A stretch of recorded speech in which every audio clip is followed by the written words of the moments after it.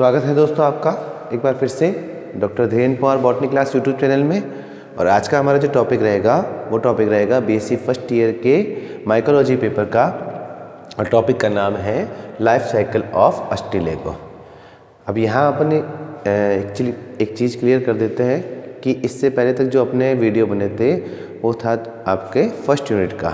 जोधपुर विश्वविद्यालय के जो सिलेबस है उसमें अपन ने जितनी भी लाइफ साइकिल पढ़ी थी वो कौन सी थी, अपनी फर्स्ट यूनिट की लाइफ साइकिल थी। ठीक है, अब नाउ आज जो अपन अस्टिलेगो की लाइफ साइकिल पढ़ रहे हैं वो है सेकंड यूनिट जो अपनी है।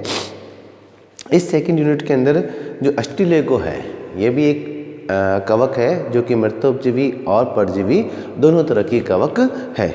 तो यहाँ अपन देख रहे हैं कि इस सबसे पहले अपन इसकी सिस्टमेटिक पोजीशन देखते हैं कि इसकी सिस्टमेटिक पोजीशन क्या है या वर्गीकरण स्थिति क्या है।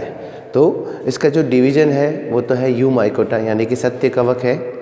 देन सब डिवीजन जो है वो बेसिडियोमाइकोटिना का है, यानी कि इसका जो सब डिवीजन है वो बिल्कुल अलग हो गया। इससे पहले अपन ने पढ़ा था जाइगोमाइकोटिना पढ़ा था, ठीक है ना, और उससे पहले अपन ने एक और सब डिवीजन पढ़ा था। कौन सा डिवीजन पढ़ा था अपन ने? उससे पहले मेस्टिगोमाइकोटिना पढ़ा था और एस्कोमाइकोटिना। तीन तरह के अपन ने सब डिवीजन पढ़े थे। कौन कौन से? मेस्टिगोमाइकोटिना, जाइगोमाइकोटिना और एस्कोमाइकोटिना। नाउ ये जो सदस्य है ये सदस्य किसका है? बेसिडियोमाइकोटिना का सदस्य है। अब बेसिडियोमाइकोटिना का एक स्पेसिफिक कैरेक्टर है, अभी अपन इसको लेंगे, डिटेल में लेंगे। तो पहले अपन इसकी सिस्टमेटिक पोजीशन देख रहे हैं। तो सब डिवीजन हो गया कौन सा? बेसिडियोमाइकोटिना। देन क्लास जो है टीलियोमाइसिटिस, ऑर्डर जो है वो अस्टिलेजिनस, फैमिली अस्टिलेजिनेसी, और जीनस जो है वो अस्टिलेगो है। तो ये तो हुआ इसकी सिस्टमेटिक पोजीशन या वर्गीकरण स्थिति क्या है। नाउ अपन बात कर रहे हैं इसके अकरेंस की या इसके प्राप्ति स्थान की कि ये कहाँ कहाँ पर मिलता है। ये भी एक विश्वव्यापी या कॉस्मोपोलिटन फंजाई है जो कि विश्व के लगभग सभी भागों में पाई जाती है। अब तक इसकी करीब 400 यानी 400 जातियाँ खोजी जा चुकी है, जिसमें से भारत में भी कई सारी स्पीसीज इसकी मिलती है। और मुख्य रूप से ये धान्य फसलें जो है जैसे गेहूँ है या जौ है, जई है, उनके अंदर ये रोग उत्पन्न करता है। और रोग भी कौन सा करता है? स्मट डिजीज़, जिसको हिंदी में अपन कंड रोग बोलते हैं या स्मट डिजीज़ बोलते हैं, जिसमें इसका जो फ्लोरल पार्ट होता है फसल का वो ब्लैक कलर का हो जाता है और उसके अंदर सीड नहीं बनता है। तो मेनली जो इसके लक्षण दिखाई देते हैं, इसके रोग के लक्षण दिखाई देते हैं, वो अपन को कब दिखाई देते हैं? जब फसल जो है वो फ्लावरिंग स्टेज में आती है, सीड बनने लगते हैं, उस समय इसके लक्षण अपन को दिखाई देते हैं। और पूरा का पूरा पुष्प क्रम जो है इन्फ्लोरेसेंस, वो इन्फ्लोरेसेंस जो है उसके अंदर इसके सोराई बन जाते हैं और इसके कारण से सीड जो है प्लांट के वो नहीं बनते हैं। तो काफ़ी ज़्यादा मात्रा में नुकसान होता है कृषकों को। इसकी कुछ कॉमन स्पीसीज है जो कि अलग अलग रोग उत्पन्न करती है। जैसे एग्जांपल देखें अपन, अस्टिलेगो न्यूडा वैरायटी टिट्रिसाई। टिट्रिसाइड का मतलब टिट्रिकम वल्गर के अंदर रोग उत्पन्न कर रहा है। कौन सा रोग उत्पन्न करता है ये? गेहूँ का निरावृत कंड, लूज स्मट ऑफ व्हीट। अब देखो यहाँ पर दो वर्ड आएंगे अपन, क्योंकि स्मट से जुड़ा हुआ है तो दो वर्ड आएंगे, एक तो लूज स्मट और एक कवर्ड स्मट। तो पहले इसका अपन को पता होना चाहिए कि लूज स्मट का मतलब क्या होता है और कवर्ड स्मट का मतलब क्या है। अभी अपन ने बताया स्मट का मतलब तो क्या हो गया कि वो डिजीज जिसमें पुष्प क्रम के अंदर जो फ्लावर है उस फ्लावर के जो ओवेरी है वहाँ पर बीज नहीं बनकर क्या बनता है? फंगस के स्पोर बनते हैं। इस वजह से वो पूरा का पूरा भर जाता है फंगस के स्पोर से, ब्लैक रंग के स्पोर से। ठीक है, इसको तो अपन स्मट बोल रहे हैं। अब अपन कह रहे हैं लूज स्मट और कवर्ड स्मट। इसका क्या मतलब हुआ? देखो, लूज स्मट का मतलब है कि जो ओवरी वॉल है, यानी कि जो फ्लावर की ओवरी वॉल है, जब वो पूर्ण रूप से किससे भर जाती है? कवक के बीजाणुओं से भर जाती है। तो उस स्टेज पर वहाँ पर जो बीज चोल होता है, जो ओवरी वॉल होती है वो फट जाती है।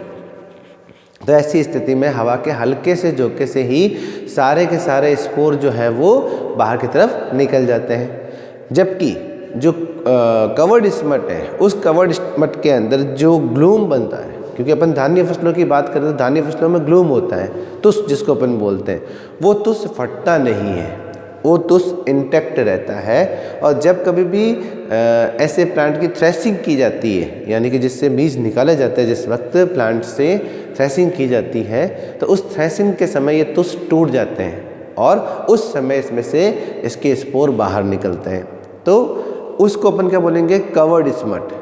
जो थ्रेसिंग के समय बाहर निकलते हैं नॉर्मली कवर्ड रहते हैं, तो उससे कवर रहते हैं, जबकि लूज स्मट जिसकी भित्ति पहले ही फट जाती है, तो उस पहले से ही फट जाता है और हवा में ये बिखर जाते हैं, तो उसको अपन क्या बोलेंगे, लूज स्मट। हिंदी में इसको बोलेंगे अपन निरावृत कंड या सलत कंड, और कवर्ड स्मट को बोलेंगे आवृत कंड।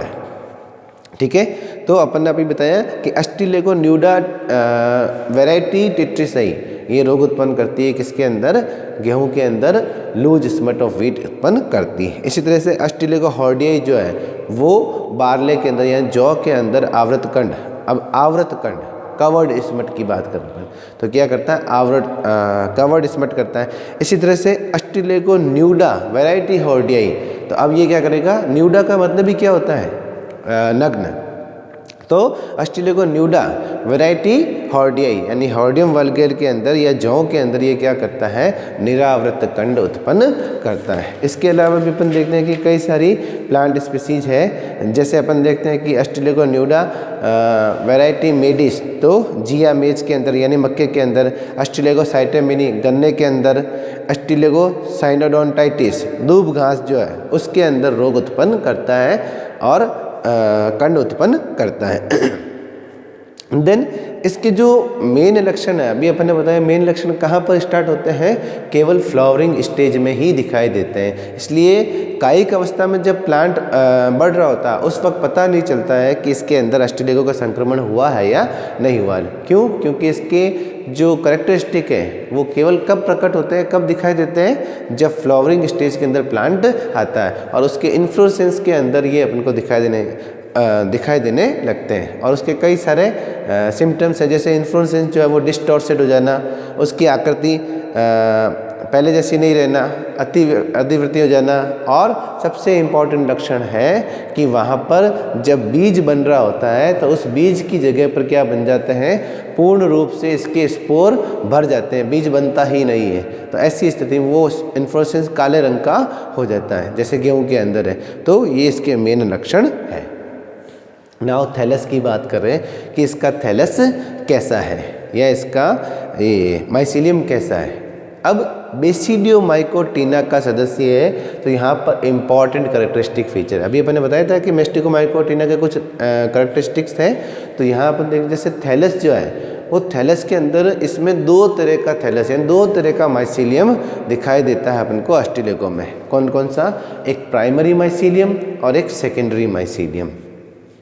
प्राइमरी माइसीलियम जो है वो क्या किससे बनता है, बेसिडियो स्पोर के जर्मिनेशन से। प्राइमरी माइसीलियम जो है वो किससे बनेगा, बेसिडियो स्पोर के जर्मिनेशन से। इसीलिए प्राइमरी माइसीलियम कैसा होता है, मोनोकैरियोटिक यानी कि एक केंद्र की होता है, मोनोकैरियोटिक या एक केंद्र की। लेकिन चूंकि बेसिडियो स्पोर फॉर्मेशन के समय मियोसिस होता है, अभी अपन इसकी पूरी लाइफ साइकिल पढ़ेंगे, तो बेसिडियो स्पोर फॉर्मेशन के समय क्या होता है, मियोसिस होता है। इसी वजह से जो बेसिडियो स्पोर बनते हैं उसमें से 2 प्लस प्रकार के और 2 माइनस प्रकार के यानी अलग अलग जेनेटिक कॉम्बिनेशन के बनते हैं। तो ऐसी स्थिति में अगर बेसिडियो स्पोर प्लस वाला है तो उससे बनने वाला माइसीलियम कैसा होगा, प्लस वाला होगा। इसी तरह से अगर माइनस वाला बेसिडियो स्पोर है तो उससे बनने वाला माइसीलियम कैसा होगा, माइनस वाला होगा। यानी कि मोनोकैरियोटिक है, एक केंद्र की लेकिन अलग अलग जेनेटिक कॉम्बिनेशन वाले हैं माइसीलियम, तो ये कहलाएगा primary mycelium. Then secondary mycelium की बात करें अपन, इन दोनों प्राइमरी माइसीलियम के फ्यूजन से या किसी और मोड ऑफ फ्यूजन से, अभी अपन देखेंगे कई सारे मोड ऑफ फ्यूजन आएंगे, जिससे ये माइसीलियम जो है वो द्विकेंद्रकी हो जाता है।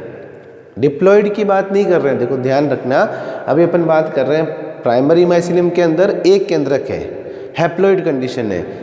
सेकेंडरी माइसीलियम 2 प्राइमरी माइसीलियम के फ्यूजन से या किसी और मेथड से भी फ्यूजन हो सकता है, और ऐसी अवस्था में जो माइसीलियम बनता है जिसकी प्रत्येक कोशिका में 2 केंद्रक होते हैं, और ये दोनों केंद्रक जो हैं वो अलग अलग जेनेटिक मटेरियल के होते हैं, जिनका जेनेटिक कंपोजिशन अलग अलग होता है, एक प्लस एक माइनस हो सकता है। तो ऐसी स्थिति में जो माइसीलियम बनता है, कवक जाल बनता है, उस कवक जाल की प्रत्येक कोशिका में अपने को 2 केंद्रक दिखाई देते हैं। तो इस द्विकेंद्रकी माइसीलियम को अपन क्या बोलते हैं? सेकेंडरी माइसीलियम या द्वितीयक कवक जाल बोलते हैं। तो इसमें 2 तरह के कवक जाल मिले, अभी अपन ने बताया, एक प्राथमिक कवक जाल और एक द्वितीयक कवक जाल। अब कवक जाल चाहे प्राथमिक हो चाहे द्वितीयक हो, दोनों ही अत्यधिक शाखित होते हैं, उसके अंदर पट होते हैं और एक सत्य कवक जैसी स्ट्रक्चर होती है, यानी कि सारे और सेल ऑर्गेनिल्स उसके अंदर अपन को दिखाई देते हैं। यहाँ अपन देखें, जैसे मैंने अलग अलग दिखा रखा है। कैसे दिखा रखा है? यहाँ केवल एक प्राथमिक माइसीलियम दिखा रखा है जिसमें एक ही प्रकार के केंद्रक देखिए यहाँ पर, जबकि यहाँ देखें अपन बेसिडियोस्पोर एक प्लस प्रकार का और एक माइनस प्रकार का। ये बेसिडियोस्पोर एक प्लस प्रकार का, एक माइनस प्रकार का। तो इसके अंकुरण से तो एक माइसीलियम बनेगा, प्राथमिक माइसीलियम। इसी तरह से इसके अंकुरण से भी क्या बनेगा? एक माइसीलियम बनेगा, प्राथमिक माइसीलियम। लेकिन अगर इन दोनों के अंदर फ्यूजन हो जाता है, जैसे यहाँ दिखा रखा है, यहाँ फ्यूजन हुआ, तो अब जो माइसीलियम बनेगा इन्फ्यूजन के बाद में, वो कैसा होगा? सेकेंडरी माइसीलियम होगा। तो ये तो प्राइमरी, ये भी प्राइमरी, और यहाँ आया तो ये क्या हो गया? सेकेंडरी माइसीलियम बना। अब इसकी प्रत्येक कोशिका में 2 केंद्रक है, एक इसका केंद्रक और एक इसका केंद्रक, प्लस वाला और माइनस वाला। और इस अवस्था को अपन क्या बोलते हैं? डाइकैरियोटिक अवस्था या सिनकैरियोटिक अवस्था बोलते हैं। 2 केंद्रक इसके अंदर दिखाई दे रहे हैं प्रत्येक कोशिका में, दोनों अलग अलग जेनेटिक कॉम्बिनेशन के हैं। ठीक है, तो ये तो हुआ इसकी थैलस स्ट्रक्चर। देन अपन देखते हैं मेन इसके अंदर रिप्रोडक्शन, कि इसका रिप्रोडक्शन क्या है। अब रिप्रोडक्शन की बात करें तो अस्टिलेगो के अंदर अपन देख रहे हैं कि एसेक्सुअल रिप्रोडक्शन जो है, सेक्सुअल रिप्रोडक्शन जो है प्रगत प्रकार का नहीं मिलता, यानी कि इसमें किसी प्रकार के सेक्स ऑर्गन्स नहीं होते हैं, बल्कि सीधे ही सोमेटोगेमी होती है। तो अपन इसको अलग अलग स्टेज में देखते हैं कि इसमें 2 प्रकार के स्पोर बनते हैं। पहला कौन सा है? क्लेमाइडोस्पोर, और दूसरा इसके अंदर बेसिडियोस्पोर, यानी कि इसमें लैंगिक जनन के लिए विशिष्ट संरचनाएं नहीं मिलती है, सीधे ही सोमेटोगेमी होती है। तो पहले बात करते हैं अपन इसके क्लेमाइडोस्पोर की, या क्लेमाइडोस्पोर के फॉर्मेशन की, कि क्लेमाइडोस्पोर बीजाणु का निर्माण कैसे होगा। अब क्लेमाइडोस्पोर बीजाणु का निर्माण सदैव और सदैव ध्यान रखने वाली बात है, क्योंकि इसमें किस प्रकार के न्यूक्लियस है वो इम्पोर्टेंट चीज़ होती है। तो क्लेमाइडोस्पोर का निर्माण हमेशा किससे होगा? सेकेंडरी माइसीलियम से होगा। किससे होगा? सेकेंडरी माइसीलियम से होगा। अभी अपन देखेंगे मोड ऑफ डाइकैरियोटाइजेशन, यानी ये सेकेंडरी माइसीलियम कैसे बन सकता है, किन किन विधियों से, वो एक अलग टॉपिक है, अभी अपन यहाँ डिस्कस करेंगे। तो हमेशा किससे बनेगा? सेकेंडरी या द्वितीयक कवक जाल से इसका निर्माण होगा क्लेमाइडो बीजाणु का। यहाँ अपन ने इसकी एक लाइफ साइकिल दे रखी है, अस्टिलेगो न्यूडा ट्रिट्रीसाई की लाइफ साइकिल अपन ने दिखा रखी है यहाँ पर। अब यहाँ देखिए, जैसे ये प्लांट बना रखा है, गेहूं का प्लांट जो है, उसके अंदर इसके जो कायिक उत्तक है उसके अंदर अपन देखते हैं कि इसका इन्फेक्शन हो चुका था, किसके द्वारा? बेसिडियोस्पोर के द्वारा। तो अब यहाँ अपन को क्या दिखाई देगा? जो इसका फ्लोरल पार्ट है, उस फ्लोरल पार्ट के अंदर डाइकैरियोटिक या सेकेंडरी माइसीलियम प्रेजेंट है, और जब ये फ्लावरिंग स्टेज में आने लगता है प्लांट, उस वक्त जो डाइकैरियोटिक माइसीलियम है, उस डाइकैरियोटिक माइसीलियम की प्रत्येक कोशिका का जीव द्रव्य है वो गाढ़ा हो जाता है। इसके बाहर की तरफ की जो भित्ति होती है उसका जिलेटाइनेशन होता है, यानी जिलेटीकरण हो जाता है, और नई भित्ति स्त्रावित होती है। एक बिल्कुल नई भित्ति इसकी तरफ स्त्रावित होगी, और ये जो नई भित्ति बनेगी ये काफ़ी मोटी होगी, चारों और गोलाकार आकार की होगी। तो ऐसा लगता है जैसे माइसीलियम के अंदर हर कोशिका के अंदर एक बीजाणु बन गया, मोटी भित्ति वाला बीजाणु बन गया है। यहाँ अपन देख रहे हैं माइसीलियम है, ठीक है, जो कि डाइकैरियोटिक, यानी प्रत्येक कोशिका में जिसमें 2 केंद्रक उपस्थित हैं। और अब ये माइसीलियम जो है वो चेंज हो गया और प्रत्येक कोशिका किस में बदल जाती है, एक क्लेमाइडोस्पोर के अंदर बदल जाती है। और कैसे होगा, जो इसकी वॉल है वो वॉल तो जिलेटिनाइजेशन हो जाता है और नई वॉल सिक्रेट होती है और हर कोशिका किसके अंदर बदल जाती है, क्लेमाइडोस्पोर के अंदर बदल जाती है। अभी तक इसके अंदर डाइकैरियोटिक अवस्था है, यानी कि 2 केंद्रक इसके अंदर अभी भी दिखाई देते हैं। अब ये जो क्लेमाइडोस्पोर होंगे, ये क्लेमाइडोस्पोर लंबे समय तक सुरक्षित रह सकते हैं। क्यों? क्योंकि इसके ऊपर मोटी भित्ति होती है, मोटी वॉल होती है।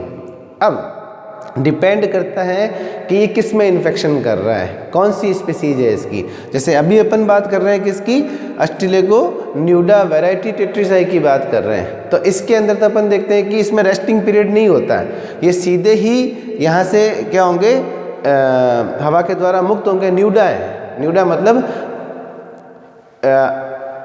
अनावृत कंड ना, या जिसको अपन लूज स्मट बोलते हैं, ठीक है ना। तो जैसे ही हवा का झोंका आएगा, जो बाली है, गेहूं की बाली है, उसमें से इसके स्पोर क्या हो जाएंगे, हवा के द्वारा बिखर जाएंगे। और स्वस्थ पौधों में, जो आसपास स्वस्थ पौधे उग रहे हैं, उनको सीधे ही ये इन्फेक्शन कर सकता है और वहाँ पर क्या करेगा, जर्मिनेशन करके फिर से क्या बनाएगा, माइसीलियम बनाएगा।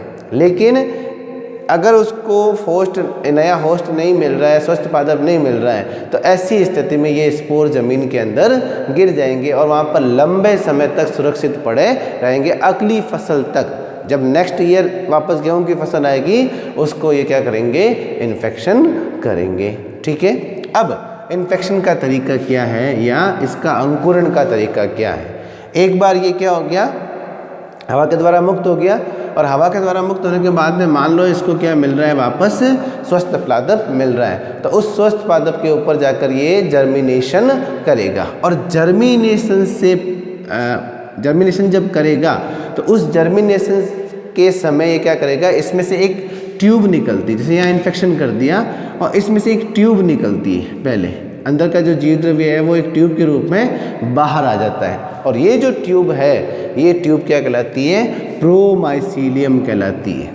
क्या कहलाएगी, प्रोमाइसीलियम कहलाएगी। और अब जो इसके दोनों केंद्रक हैं, ये दोनों केंद्रक किस में ट्रांसफर हो जाएंगे, इस प्रोमाइसीलियम में ट्रांसफर हो जाते हैं। यहाँ पर इस जगह पर इन दोनों केंद्रकों के अंदर फ्यूजन होता है। अभी तक तो ये कैसा था, डाइकैरियोटिक अवस्था थी, अब इन दोनों केंद्रकों में क्या होगा, फ्यूजन होगा। फ्यूजन होते ही कैसा हो गया, डिप्लॉयड अवस्था, द्विगुणित अवस्था। अभी तक ये द्विगुणित अवस्था नहीं थी, केवल डाइकैरियोटिक अवस्था थी, लेकिन अब ये क्या हो गया, द्विगुणित अवस्था वाला केंद्रक बन गया। इस समय इसके अंदर क्या होगा, मियोसिस होगा, अर्धसूत्री विभाजन होगा। इस समय क्या होगा, इसके अंदर अर्धसूत्री विभाजन होगा। और ये जो अर्धसूत्री विभाजन होगा, जिससे 4 केंद्रक बनेंगे, और इन 4 केंद्रकों में से 2 पॉजिटिव और 2 नेगेटिव, यानी कि अलग अलग जेनेटिक मटेरियल वाले या अलग अलग कॉम्बिनेशन वाले बनेंगे। और उसके बाद में चारों केंद्रक बने, और इन चारों केंद्रक के बाद में क्या होगा, इस प्रोमाइसीलियम के प्रत्येक केंद्रक के चारों तरफ एक पट का निर्माण हो जाएगा, सेप्टा का निर्माण हो जाएगा, और अब ये 4 कोशिकीय अवस्था में आ जाएगा। और इस अवस्था में ये क्या कहलाएगा, बेसिडियम कहलाएगा। तो इम्पॉर्टेंट लक्षण है, क्योंकि बेसिडियोमाइकोटिना का सदस्य है, इसलिए इसमें किसका निर्माण हो रहा है, बेसिडियम का निर्माण हो रहा है। और बेसिडियम क्या है, एक क्लब शेप स्ट्रक्चर, एक मुग्धर आकार संरचना, जो किसके द्वारा बनी, क्लेमाइडोस्पोर के अंकुरण के समय बनी। ठीक है। और चूंकि इसकी चारों कोशिकाओं में से 2 केंद्रक कैसे होंगे, अलग जेनेटिक कॉम्बिनेशन वाले, और 2 अलग जेनेटिक कॉम्बिनेशन वाले होंगे, तो ये क्या कहलाएगा, बेसिडियम कहलाएगा। और इस बेसिडियम से अब किसका निर्माण होगा, बेसिडियोस्पोर का निर्माण होगा। तो पहले तो हो गया किसका, क्लेमाइडोस्पोर का हो गया, कि अगर इसको स्वस्थ पादप मिल रहा है तो लगातार ये उसी से संक्रमण करेगा, और जब अगर स्वस्थ पादप नहीं मिल रहा है तो ये क्या करेगा, जमीन के अंदर गिर जाएगा और लंबे समय तक सुरक्षित अवस्था में पड़ा रहेगा। अब बात करते हैं अपन दूसरा किसका, बेसिडियोस्पोर की। अच्छा, जर्मिनेशन जो है, ये भी इसके अंदर अपन जो बेसिडियम बन रहा है, ये बेसिडियम भी अपन देखते हैं कि इसकी अलग अलग स्पीसीज में बेसिडियम 2 तरह का हो सकता है। कैसे हो सकता है, कुछ स्पीसीज़ के अंदर अपन देखते हैं कि जो बेसिडियम बना, जैसे यहाँ पर ये जो बेसिडियम बना मुग्धाशय अवस्था, इस बेसिडियम के अंदर जो है पट नहीं बनते हैं, बल्कि ये चारों के अंदर ऊपर की तरफ जाकर इसके सिरे के ऊपर इकट्ठे हो जाते हैं। और यहाँ पर जो बेसिडियम है उसके 4 सिरों पर क्या बनते हैं, स्टेरिगमेटा, अंगुली नुमा संरचना बनती है, इसको ऊपर स्टेरिगमेटा बोलते हैं। और ये चारों न्यूक्लियस इसके अंदर ट्रांसफ़र हो जाते हैं। तो इस प्रकार के बेसिडियम को अपन क्या बोलेंगे, होलो बेसिडियम बोलेंगे। इस प्रकार के बेसिडियम को क्या बोलेंगे, होलो बेसिडियम बोलेंगे। जबकि अगर इसके बीच में सेप्टा बन जाता है चारों केंद्रकों के बीच में, तो ऐसी स्थिति में जो अपने पास में बेसिडियम बनेगा वो इस तरह का बनेगा जिसमें सेप्टा बन रहे हैं, और फिर उसमें से हर सेल के अंदर एक छोटी सी आउटग्रोथ बनेगी। तो इस प्रकार का जो बेसिडियम बनेगा उस बेसिडियम को अपन क्या बोलते हैं, हेट्रोबेसिडियम या फ्रेगमोबेसिडियम बोलते हैं। तो इसकी अलग अलग स्पीसीज में दोनों तरह के बेसिडियम अपन को दिखाई देते हैं। नाउ बेसिडियोस्पोर की बात करें कि बेसिडियोस्पोर का निर्माण कैसे होगा। अभी अपन ने बताया कि जब ये क्लेमाइडोस्पोर अंकुरण करेगा तो अंकुरण के समय इसके अंदर क्या होगा, फर्टिलाइजेशन होगा, यानी दोनों केंद्रकों के अंदर फ्यूजन होगा और फिर मियोसिस होगी, अर्धसूत्री विभाजन होगा, जिससे 4 तरह के केंद्रक बनेंगे। और ये 4 तरह के केंद्रक जो है या तो होलो बेसिडियम का निर्माण करेंगे या हेट्रोबेसिडियम का निर्माण करेंगे, ठीक है। और अब ये जो बेसिडियम है, इस बेसिडियम से गोल आकार के पतली वृत्ति के क्या बनेंगे, स्पोर बनेंगे। हर बेसिडियम से, जो बेसिडियम की हर कोशिका से क्या बनेगा, एक एक स्पोर बनेगा।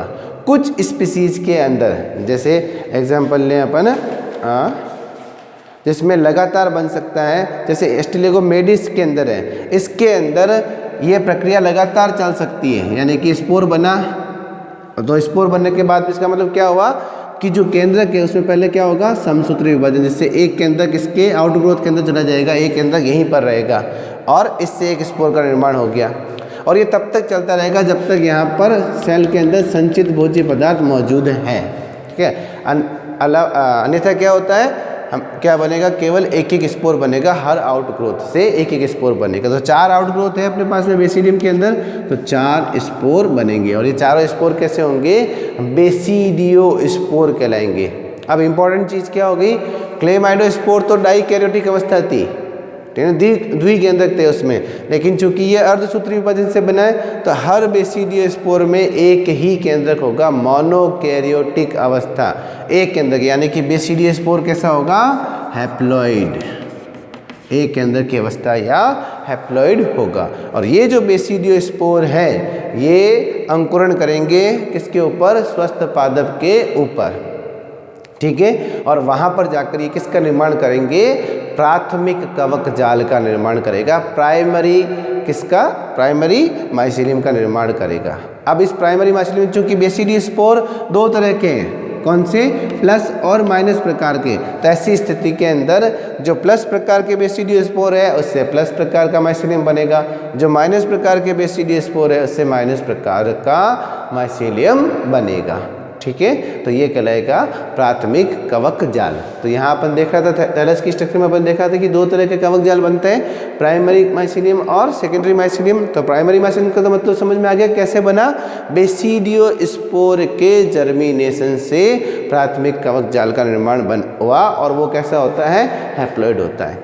अब अपन बात कर रहे हैं कि सेकेंडरी कवक जाल इसमें कैसे बनता है, क्योंकि यहाँ आपने देखा था कि क्लेमाइडोस्पोर का निर्माण किससे हुआ, सेकेंडरी कवक जाल से हुआ। तो सेकेंडरी कवक जाल का निर्माण कैसे हो सकता है, तो इसके लिए कई सारे मेथड है, कई सारी विधियाँ, अलग अलग स्पीसीज में अपन देखते हैं कि अलग अलग मेथड से डाइकैरियोटाइजेशन या द्विकेंद्रकीकरण होता है। देखते हैं अपन कौन कौन से हैं, जैसे बाइफ्यूजन बिटवीन 2 प्राइमरी हाइफी, जो अपन ने यहाँ दर्शा रखा है, यानी कि 2 प्राथमिक कवक जाल के अंदर फ्यूजन के द्वारा, अगर अंकुरण से पूर्व जो ये माइसीलियम, जब ये अंकुरण करता है बेसिडियोस्पोर, तो अगर मान लो एक प्लस प्रकार का बेसिडियोस्पोर, एक माइनस प्रकार का बेसिडियोस्पोर है, और अंकुरण के समय जब ये किसी होस्ट के अंदर अपना जाल फैलाता है, माइसीलियम फैलाता है, और होस्ट टिश्यू के अंदर अगर दो विभिन्न प्रकार के यानी प्लस और माइनस प्रकार के माइसिलियम एक दूसरे के संपर्क में आते हैं तो ऐसी स्थिति में दोनों के बीच में क्या हो जाएगा, फ्यूजन हो जाएगा। यहाँ पर ने फ्यूजन दर्शा रखा है, ये प्राथमिक कवक जाल है, ये भी प्राथमिक कवक जाल है, ये माइनस प्रकार का, ये प्लस प्रकार का। लेकिन अगर किसी स्टेज पर होस्ट के अंदर किसी स्टेज पर दोनों में क्या हुआ, संपर्क हुआ, तो ऐसी स्थिति में दोनों के अंदर क्या हो सकता है, फ्यूजन हो सकता है। तो अब जो माइसिलियम बनेगा फ्यूजन के बाद में वो कैसा होगा, डाइकैरियोटिक होगा। यहाँ पर दर्शा रखा, देखो एक गहरे रंग का न्यूक्लियस दर्शा रखा है और एक खाली न्यूक्लियस दर्शा रखा है। तो प्रत्येक कोशिका में क्या है, अपन को दो न्यूक्लियस दिखाई दे रहा है, एक खाली एक गहरे रंग का, एक खाली एक गहरे रंग का दिखाई दे रहा है। तो एक तो मोड ये हो गया, कौन सा mode, by fusion between two primary hyphae. Then by next mode कौन सा हो सकता है, the by fusion of germ tube of basidiospore, यानी कि बेसिडियो स्पोर के जर्मिनेशन के समय ये तो क्या हुआ, होस्ट के अंदर इन्होंने माइसिलियम बना लिया और वहाँ जाकर माइसिलियम क्या हुआ, अगर संपर्क में आया तब हुआ। अब अपन कह रहे हैं कि बेसिडियो स्पोर जिस समय अंकुरण करता है होस्ट के ऊपर, मान लो इस पत्ती के ऊपर यहाँ पर आया और यहाँ पर दो तरह के स्पोर आ गए, एक प्लस तरह का एक माइनस स्पोर का, और दोनों ही क्या करेंगे, जर्म ट्यूब बनाएंगे, अंकुरण नाल बनाएंगे। तो ये जो जर्म ट्यूब है, अगर अंकुरण के समय ही दो विभिन्न प्रकार के बेसिडियो स्पोर के जर्म ट्यूब संपर्क में आती है तो इन दोनों का फ्यूजन हो जाएगा और यहाँ पर क्या बनेगा, डाइकैरियोटिक माइसिलियम बनेगा। तो दूसरा मेथड हो गया ये। तीसरा है by fusion of basidiospore, यानी कि पूरे के पूरे बेसिडियो स्पोर ही जो है प्लस प्लस माइनस माइनस, ये ही अंकुरण से पूर्व ही आपस में फ्यूजन हो जाए दोनों का। तो ऐसी स्थिति में वापस कैसा बन जाएगा, डाइकैरियोटिक न्यूक्लियस वाला स्पोर बन जाएगा और अब ये जर्मिनेशन करेगा।